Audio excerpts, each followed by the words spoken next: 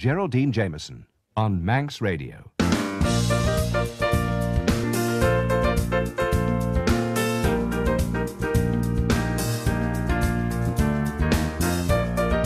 Hello and a very warm welcome to my regular summer interlude, in which over the next 2 months there will be a second opportunity to listen to a selection of my favourite programme guests. This week's choice was a particular favourite of mine. Kate Adie, OBE, is the BBC's chief news correspondent and became one of the best-known faces on television for her reporting from the major wars of recent years. Indeed, it became something of a joke in the British Army that when Kate Adie arrived on the scene, the soldiers knew that they were in trouble. Well, Kate's coverage of conflicts and major events range from Libya, Kuwait, Iraq and Bosnia, to the troubles in Northern Ireland, the Tiananmen Square student uprising, to the Zeebrugge and Dunblane disasters. Now Kate presents from our own correspondent on Radio 4 and reports for BBC World TV. Her autobiography, The Kindness of Strangers, was published by Headline last year, to be followed in very quick succession and just published by Hodder and Stoughton, another tour de force entitled Corsets to Camouflage, in association with Women and War, a major exhibition at the Imperial War Museum in London.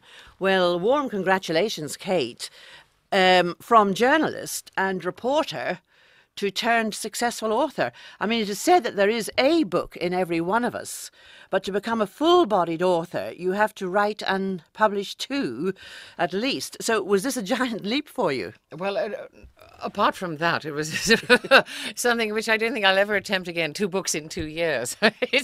Don't do it, anybody. It's absolute madness. But it came about because there is a time. It wasn't so much that there was a book buried in me as I got nagged by all my friends and people who said, come on, write it all down. You know, you've got the tales in there about what you've been lucky enough to do. So I put all of that into the autobiography. And at the same time, life is like this. The Imperial War Museum came along and said, we're going to have an exhibition about women in uniform at the museum in London. And would you like to write something to go with this? I think they had in their minds a sort of small pamphlet. And I got hugely excited and sort of threw myself into, you know, a huge pile of books and stuff and went off and interviewed people and produced a book. But their exhibition comes out at a particular time. So I thought, oh, God, there's a second deadline. So I just buried myself, you know. And, but wrote. This latest book, though, is a tour de force, as I said, because it's historic. Now, it must have been fairly... Well, not easy. I mean, writing a book is never easy. But your autobiography surely just fell into place a lot more easily, shall we say? But the research and everything that you've had to do for this. Let's get started at the beginning. You were brought up in the northeast of England. You went to this Sunderland Church High School, a militant Anglican foundation, and on Wednesdays, the wonderful headmistress there thought that you nice young ladies should be educated further with talks, you know, from worthies, from a cellist who had difficulty with her cello where she was going to put it between the legs and all this sort of thing. But what strikes me in this part of your book, there were these 2 battle axes of women in highly uncomplimentary uniforms, biliously coloured tree trunks they looked like, you said, with shoes that would have marched from Sunderland to Moscow, and they were from the Women's Royal Army Corps and the Women's Royal Air Force. But there and then, actually, that you decided, because of them, that uniform was not for you. The reason why I put that in was that quite a lot of people ask today and say, would you ever have become a soldier? You know, I seem to have hung around the military for a good number of years. And the answer has never crossed my mind. First of all, girls on the whole from Maynay School, the headmistress, as you say, was really rather keen that we should possibly become missionaries and go to distant places and save souls, you know, people who didn't know. And so we got lots of lectures from completely unhinged bishops who used to come and bellow at us on a Wednesday afternoon and go on about, you know, it was terribly, terribly tragic with the piano that you all subscribed to was eaten by termites, this sort of thing.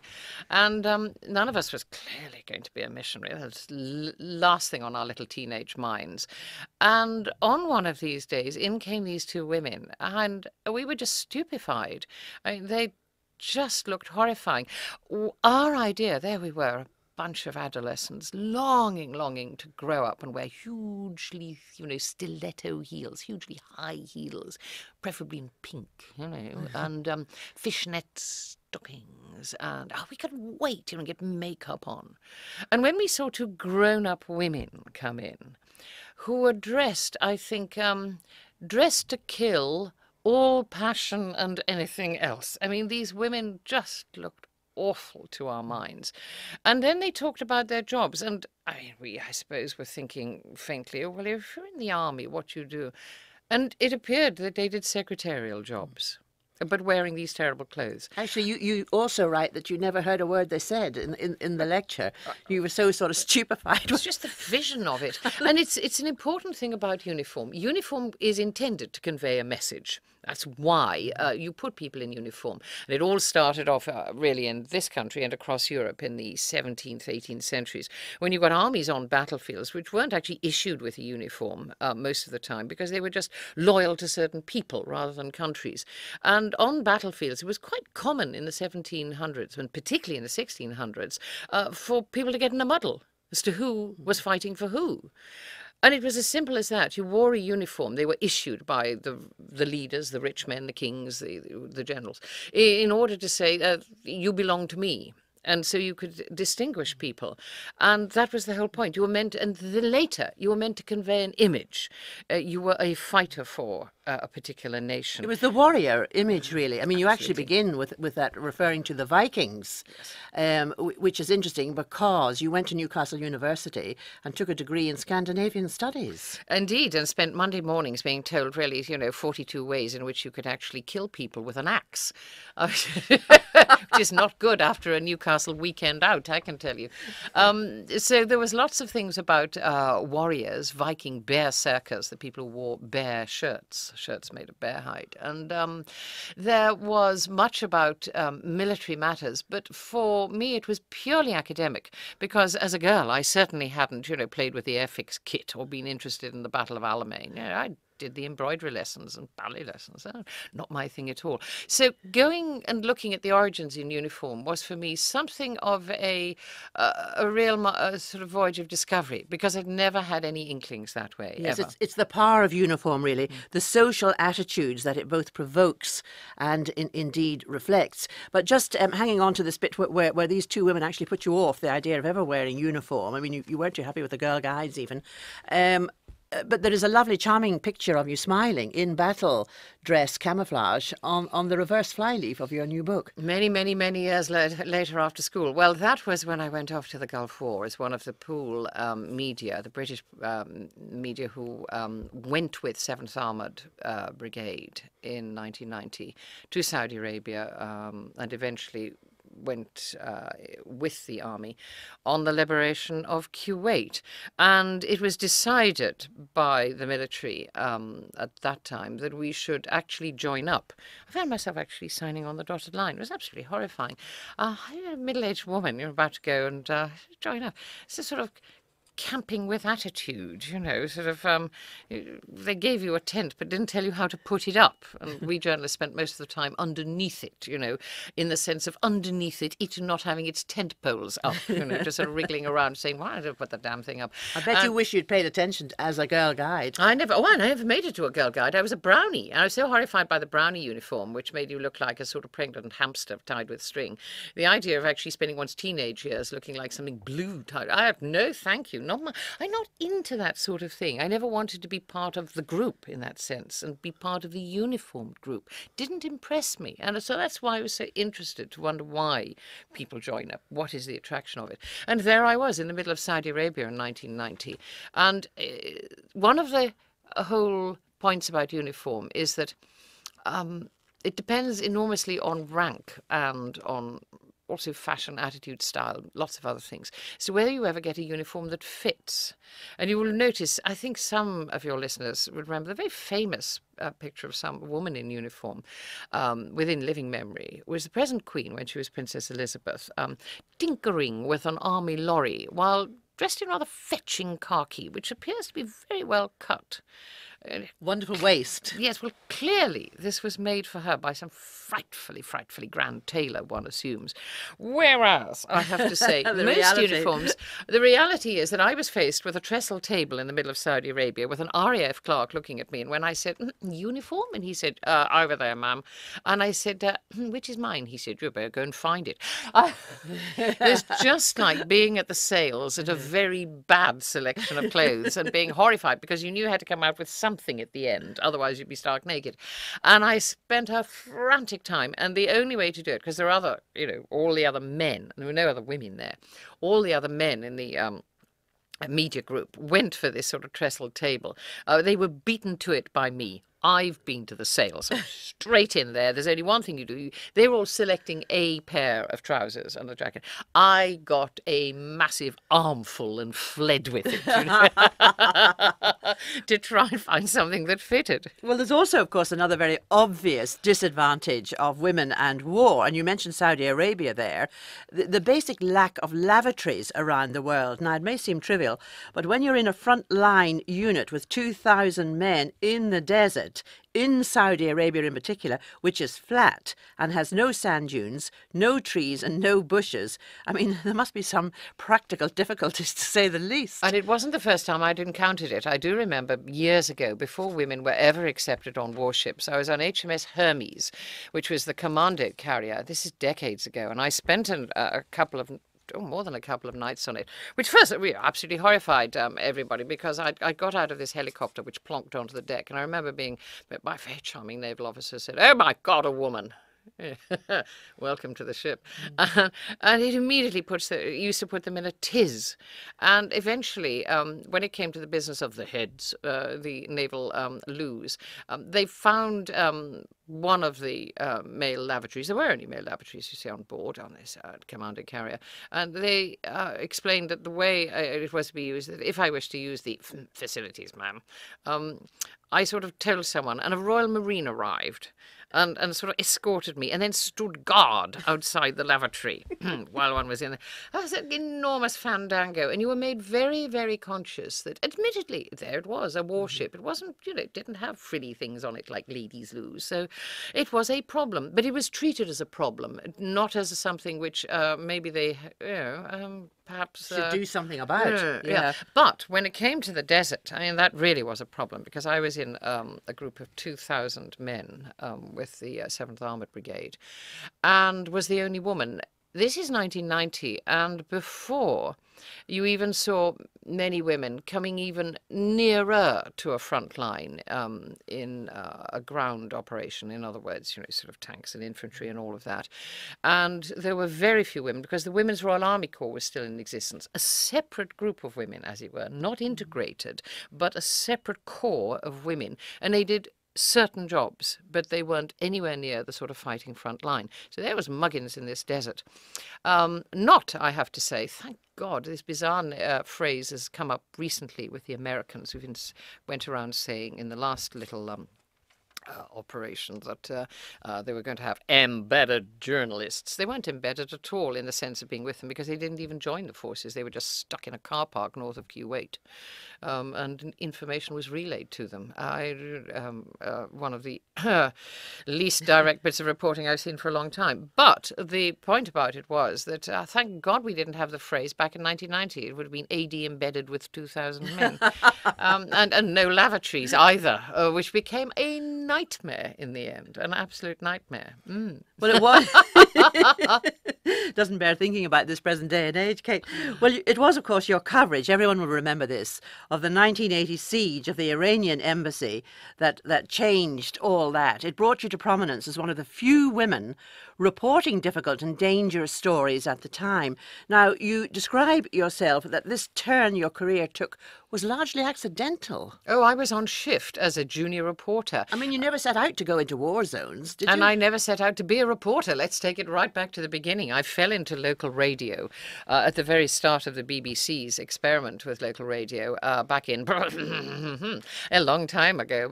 Just after, in fact, just a year or two after this radio station started up. So, goes back a long way. And I never intended to be a reporter. Again, go back to my head mistress. A reporter? What's a reporter? Grubby person, stands around on street corners, importuning strangers and asking them a rude question. Certainly not what a girl was expected to do. I had no intention of going into journalism or of any sort of press job whatsoever. I joined the BBC because I had a completely eccentric degree in Swedish and ancient Icelandic. And I grabbed the opportunity to try and get into the BBC because broadcasting looked fun. And I spent very happy a number of years as a producer, technician, or doing all the jobs right from the bottom upwards in local radio with nary a thought about being a journalist. And then found myself sort of just falling into it eventually via local television, where I was not terribly good at it. I mean, I'm not being falsely modest. I really did. I cocked up a great number of things. I didn't know how to do television. It was very odd, and I wasn't a natural by any means. And then again, by a number of extraordinary coincidences, I fetched up in the London newsroom. And as a general reporter there, I began to take on stories which were just the lot of the person who turned up on the doorsteps with a pair of legs, and they sent you off to do it. And there was no thought of any specialisation. And we were, as you said, going over to Northern Ireland a lot in those days. So you got a taste of difficult situations and complex ones. And then along came the Iranian embassy siege. But I was still pretty junior then. And how did you stand out then? Because Muggins was on shift on the bank holiday Monday night. You see, you didn't get the sort of daytime job when everybody was watching television. You got the overnight, which meant, you sat around on the pavement, or if you were lucky, you managed to crawl in. There was a colleague's car, which we managed to creep under the cordon near the Iranian embassy. So you spent the night, sort of snoring in the front seat of a Ford Escort, surrounded by, previous fish and chip meals, the other reporters had eaten. Not exactly glamorous. And I was due on at 8 o'clock that night, and a rather grander, older reporter had called in and sort of said he was doing the daytime shift, but he had a dinner party to go to. So, could the junior come in, a bit early? Oh, yeah. So I turned up. I turned up a bit earlier than I thought. There was no traffic on the roads. So I suddenly zoomed in, found myself central London about 6:30. I got there about 6:15, I think. And he'd already left, gone off. 7 o'clock, it all happened. So chance. Yeah. Chance. But it's amazing. I mean, it's destiny, isn't it? Your fate must have been etched there, actually, because you took off after that. Your face fitted. Well, I found myself doing the sort of stories which I'd never have dreamed of doing, and of travelling abroad as well, and going into situations where I genuinely used to think to myself, how do we do this? I mean, wasn't that I wasn't prepared. I was very keen. I was fascinated. But I felt, where are the guidelines? I was never trained for a day as a reporter. And I sort of found my own way through it, and had to find out just what you did, in the sense of how many people to talk to, what you do you write everything down, how many people to interview, how do you judge what is significant? It was a huge challenge. And no thought of danger, of course. Oh, well, I mean, if you'd actually written the words danger in a red neon sign and flashed it at me, I'd have probably sort of rushed off and become a chartered accountant. I mean, I never thought of that. I didn't actually desire the challenge of, nor have I ever found, and in retrospect, and I'm absolutely candid about this, I don't actually think that I'm turned on, by the whole business. I am a big scaredy puss. I'm a 5'8" chicken. It runs backwards very fast. Well, I wouldn't have said that, because I was going to say that there's a good comparison here, really, with Courses to Camouflage, because you begin, we talked about the Vikings, but you really begin, sort of pre-Florence Nightingale times, the Balkan Wars, the Crimea, and so forth. And to Fanny, well, Fanny, of course, was new to myself, and for those that are a bit horrified with this, myself mentioning this word on a Sunday morning, it really is first aid nursing yeomanry. And women doctors in particular, well, women in total, but I mean women doctors, obviously above just plain nursing skill, I mean, they had to overcome huge prejudice. Well, and they did. You're looking at the sort of inheritors of a Victorian education and Edwardian habits and conventions at the turn of the 19th, 20th century. And the suffragette movement and the suffragist movement, gaining the vote for women, was just getting underway in Edwardian days. And into the middle of this, a world in which women had nothing to do with the military. The Victorians had cleared out the women who had been around on battlefields in previous centuries as the women who cooked, cleaned, did laundry, and did some kind of nursing. They weren't actually nurses, they were tarts, and they went with an army, and they serviced it. And all of these women had been around during the Peninsular Wars, the wars, Wellington's campaigns. All of these women were around, and some actually fought. And it was a mixed army that went towards a battlefield in many ways. The Victorians cleared this up and said, excuse me, it's a chap sort of thing. And they built barracks, which were like monasteries, and women didn't go into them. And it was a male-only kind of institution that was created. Same with the Navy, where women were thrown off the ships, where they had been during Nelson's time. There were always women aboard. And you came into an Edwardian age in 1900, where women had nothing to do with the military really whatsoever, except for Florence Nightingale's nurses from the Crimean onwards 40 years before. And even she, for the rest of her life, struggled to gain respectability for these women. It was still a bit iffy. In the Boer War, right at the end of the 19th century, the male military doctors in South Africa wouldn't permit the nurses sent to South Africa to go unescorted to the wards, and they wouldn't admit them onto the wards after nightfall. The nurses just weren't allowed to be there. There was still a feeling that they're not very nice sort of women. They'd get up to something. But then there was the other end of the scale where you got, the Lady Bountifuls, who normally would have been dispensing charity back home and so forth. But they seem to have an ambition to break away from this conventional society. If we take Her Grace Millicent, the Dowager Duchess of Sutherland, now she apparently ran one of the best Red Cross hospitals throughout the whole of the First World War in Calais. But she'd actually arrived in France behind enemy lines, behind the German and Belgian lines. She flummoxed the Germans because she started to sort of care for their wounded. She didn't care who they were. Very, very typical. A grand, stylish, intelligent, resourceful and confident Edwardian lady. And this was the interesting thing that lay behind the whole push towards getting women recognised as doing something useful in the First World War. The Fanny had started off, same sort of ladies, really rather sort of nice sort of upper class girls, well but brought who up. were hugely frustrated. Their lives consisted of doing good works, voluntary work, very prescribed by the clothes they wore and by the kind of conventions of just tea party, social round, etc. But these women, a lot of them were resourceful, intelligent, as women everywhere are, and they finally, come the First World War, they saw an opportunity, a strange one in a way, with the country at war. They realised, though, sort of maybe subconsciously, this was the moment when the gate might open and they could get out into something other than a narrow social round. People like Millicent Sutherland, this amazing duchess, who charged off on the first day of war to France, wearing her little Red Cross uniform, taking a small band of medical people with her. She went right through the front lines, which weren't even formed then. It was such, first day of war. Ended up on the German side, and then bellowed at the German commander who'd taken and was occupying Brussels, and looked at him as he was a piece of social nothing and said, "Haven't I met you somewhere before, like Baden-Baden? Oh, nobody. I demand that you repatriate me and my people," and which he did. He was absolutely overawed, and she went straight back to London, got more money together, more medical supplies, and crossed to France again and founded this hospital.